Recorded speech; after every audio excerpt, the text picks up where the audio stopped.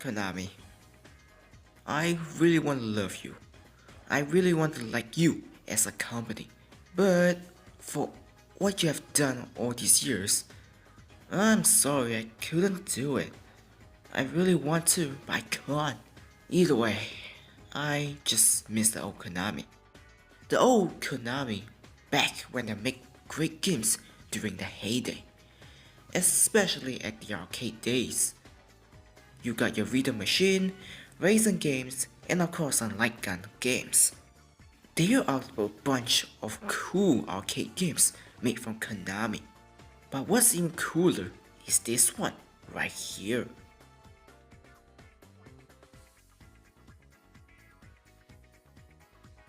Police 911, aka the Keisatsukan, aka Police 24/7, is released in the arcade in 2000.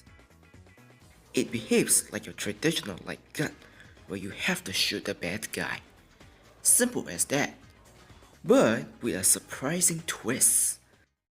The machine itself contains a motion sensor that tracks the player, and you guessed it, moving your body is essential to play. As you can see here, the player have to move around to dodge enemy bullets and find the right angle to take the shot throughout the entire course of the game. Psst, hey, have you ever imagined being part of a police crime scene? Well, here's your chances. Moving your body up and down, side to side like a roller coaster have never been so realistic. Time to work on your workout. You are gaining some weight and you need to stop it. I used to see this arcade on multiple occasions, but never personally tried it too many times. Not because I gained too much weight, but because I just feel embarrassed moving myself like an idiot in front of a machine while surrounded by a bunch of people. I did try a couple of times, to be honest, but those few attempts, let's just say, it was a failed attempt. It was horrible, and you will laugh at me for being terrible. Either way, the game would then get ported to PlayStation 2 on April 19, 2002, which is the one we will be looking at.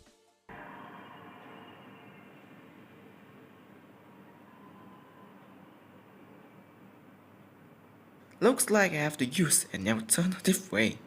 Police 24/7, as I like to call it for convenience, contains two story mode. The main story, which is the one you will be starting with, tasks you as the member of LAPD to gun down a bunch of Yakuza members. When the game was converted to home port though, the game still retained the whole motion tracking feature, but at a cost.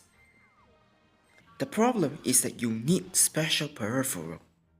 According to my research, some reports say that iToy, this thing right here, and GunCon simply will not work. Instead, you have to use Konami Capture Eye and Hyper Blaster like gun. Some other reports also say the Capture Eye will not work with different versions of the game. Which one is which, I don't know. The information is pretty vague about what you need to do, but when you actually put everything together, you then can enjoy Police 24/7 at home. The game also allows for mouse and controller. Yeah, sorry, but you will have to deal with this one.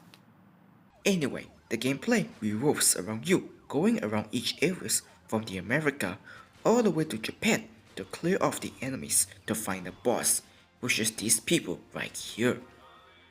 Get rid of the enemies, find the bosses, and shoot them down to apprehend them instead of killing them. Despite causing danger to the public, despite being a Yakuza member, it is still best to arrest them. Okay then, I'm not complaining. What's funny though is each of the bosses always have their face censored. I feel bad for whoever that cast for those roles. I imagine if the villain family actually played the game and saw their family member that looks somewhat familiar. Hey Dad, why are you here? Why are you a bad guy? I thought you were a cop. Son, I can explain. This is a long story, so sit down. Hashtag crime of cream. While you're at it, you can shoot down the enemies to increase your rank. You begin as a local officer who presumably eats donut before getting up to be a commissioner. The more wave you clear, the higher the rank you can achieve. Once you reach high enough rank though, you then can get some rewards, more on that later. But be careful though, as for every mistake you do will lower your rank down. Such as shooting the civilian, shooting your friend, and running out of time. As this is an arcade game, you better prepare to move around all the time as you don't just be the one they attack. The enemy also attacks you when you are hiding.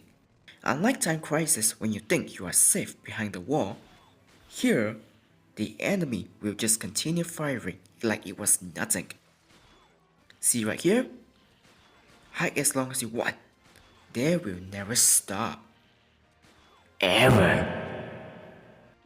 By using the left analog stick to move around and right analog to aim at the target, you're gonna have to think about which direction you want to attack from and work from there on. The game lets you semi-freely move around your character, whether left, right, up or down. The game lets you do that. Every time you move around, you are running a risk of getting shot by the enemy. Just pretend you are playing with motion control and move around. No one's gonna judge you at all. It's really fun swerving all over the place, catching them off guard. Weaving through the bullets can be like Matrix, although they never slow down at all. Be the superhero you want, but it all takes just one damn bullet to knock you down.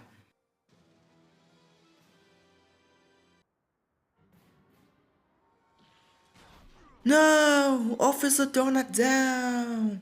When that happens, you will lose a life as it shows here. Lose all life and you will have to use a continue. But there's a solution.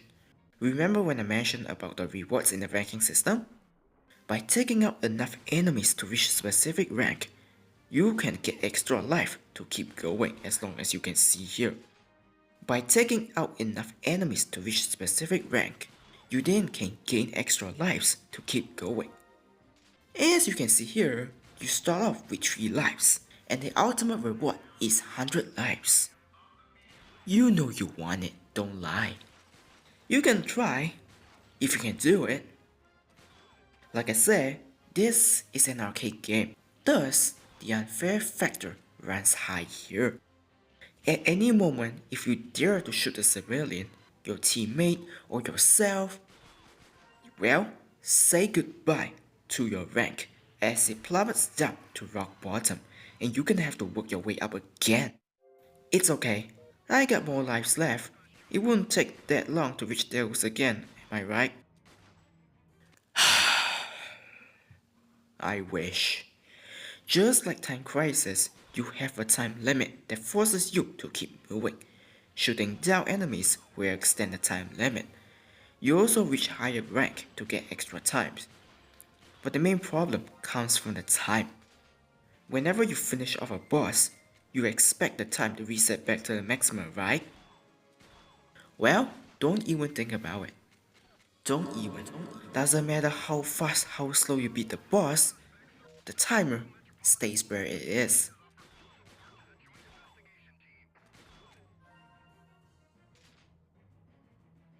So don't be surprised you went into the next stage with only less than 20 seconds. You're not doing anything wrong here. It's the game that caused the trouble, and it will happen a lot. Hey, you think the game will be like your typical arcade game that extends your time for every new level? Congrats! You are wrong. Konami instead gives you a middle finger. If you run out of time, pop in another quarter and try again.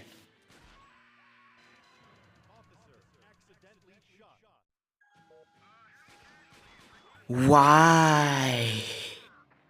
You can be John Wick, you can be Arnold Schwarzenegger, but when you play this, you are nothing. The arcade, the home port, all have the same problem, and there's no way around it. As if that's not bad enough, remember this thing? You think you are safe just because you have those precious lives? Pfft. Once again, congrats, you get nothing. You lose. Good day, sir. As soon as the time reaches 0, you have to use a continue. Those lives reset back to their default status. They just poof out of existence. All your hard work are now undone. Which begs a question. What was the point of the lives and the rank? Why even add it? Why even implement it if it doesn't do anything to help you? Where is the fairness? Spoiler, there's none. The game blatantly forces you to use a continue by any means of difficulty, making 1cc literally impossible. I understand that arcade games are meant to be tough, but this one? Hell no, this is borderline insane. So yeah, once you finish all the game, you get your ending and you unlock another story, which is basically the Japanese version of the game that swap out some of the stages in their different order. It's the same thing anyway.